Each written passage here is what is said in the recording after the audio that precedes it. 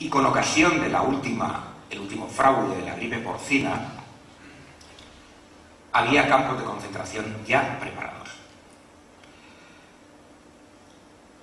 Esto puede llevar a estados de excepción sanitarios, como sucedió en México, de hecho, abortándose todas las manifestaciones en contra del gobierno previstas para el 1 de mayo, o a estados de excepción directamente, o a preparar la implantación de la ley marcial, en la cual la legislación de Estados Unidos, como he explicado muchas veces, va avanzando a marchas forzadas.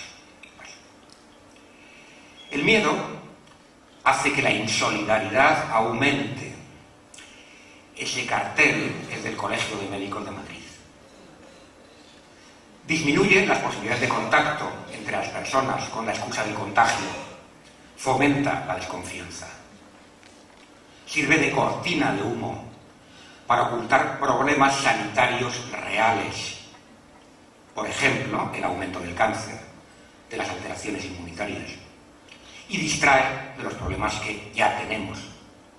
Fraude de la guerra contra el terrorismo, crisis que no es coyuntural, como pretenden hacernos creer. Los CDCs tienen la prerrogativa también de definir las causas de las enfermedades.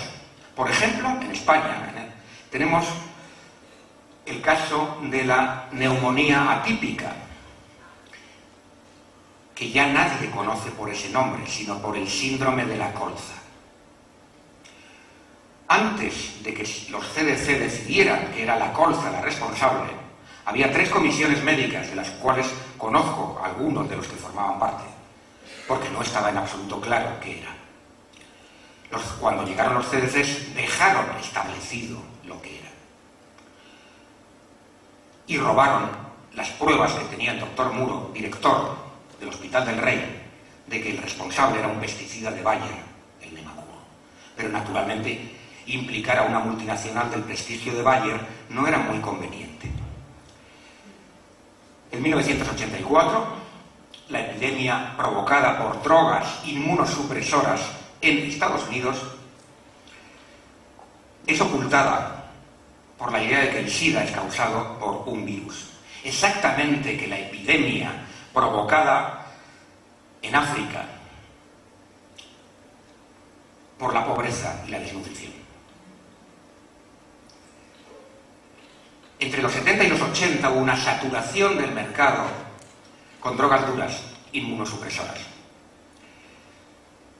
Era una estrategia clásica de utilizar las drogas como arma, siempre se ha hecho. Recordar las guerras del opio del Imperio Británico para someter a China y obligarles a tomar opio. Los primeros casos de neumonía por Pneumocystis carini, sarcomas de Kaposi, se daban en politoxicómanos, especialmente homosexuales, pero el factor no era la homosexualidad, sino el consumo de drogas. El Kaposi, el sarcoma de Kaposi, el cáncer rosa que se llamó, se daba exclusivamente en hombres homosexuales, por ejemplo.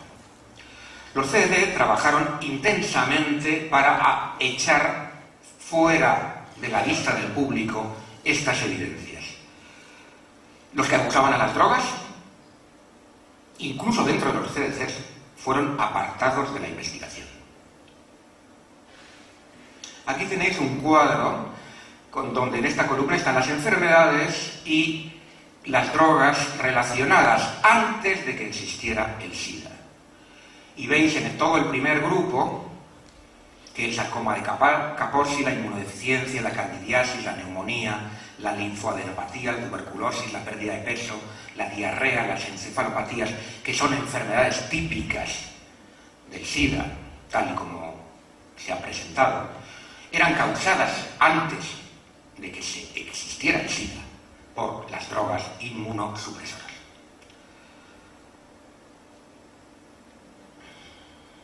Este se ha ido.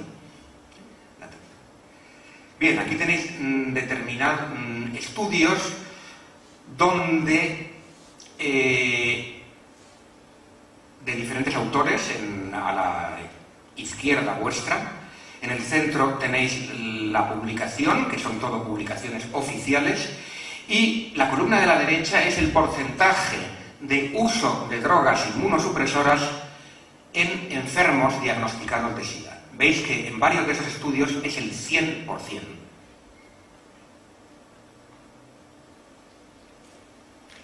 Esto es más o menos lo mismo comparando el año 83 con el 87. Y veis que si sumáis los porcentajes de la columna del 83, por ejemplo, da mucho más que el 100%. Eso quiere decir que la mayor parte de esas personas eran policonsumidores de varias drogas inmunosupresoras al mismo tiempo. Este tema de la relación entre inmunodeficiencias, SIDA y drogas inmunosupresoras no ha sido solamente estudiado en algunos estudios anecdóticos. Hay una gran cantidad de ellos, y aquí tenéis las referencias bibliográficas de algunos, que han defendido esta hipótesis que era evidente al principio para todo el que tuviera ojos en la cara. ¿Por qué ocultar esto? Pues muy sencillo, porque la guerra contra las drogas es un fraude. Y si lo queréis más claro, este gráfico os muestra desde 1980 hasta el 2004 la evolución de la producción de opio, base de la heroína, en Afganistán. Podéis observar que en el año 2001 la cosecha fue de 200 toneladas. Los talibanes suprimieron el cultivo de opio, prácticamente. En unos meses eran bombardeados por el ejército de los Estados Unidos, naturalmente. Con eso no se juega. Y además, diréis, bueno, que este descenso sería por la guerra. Lo siento, pero no, porque la cosecha ya estaba recogida antes, cuando se produjo el ataque. Veis, por otra parte, que durante el periodo soviético, de la mal llamada invasión soviética de Afganistán, que nunca existió, el gobierno de Afganistán pidió ayuda a la Unión Soviética, puesto que era un gobierno procomunista, para contrarrestar el ejército de fundamentalistas islámicos, donde estaba Bin Laden, que había sido financiado y creado por la CIA en Afganistán para desestabilizar el país. Ese ejército tenía más de 100.000 fundamentalistas armados por la CIA. Bien, veis que en esa época de la falsa invasión soviética, prácticamente la producción era ridícula. Desde que les hemos llevado la democracia, Afganistán vuelve a ser el primer productor de opio del mundo. ¿Cuál es el primer? Así que, bueno, está claro, ¿no? Esos datos son de la ONU, los que acabo de poner. ¿Cuál es el principal productor de cocaína del mundo? Evidentemente. ¿Cuántas bases norteamericanas tiene Colombia? 7.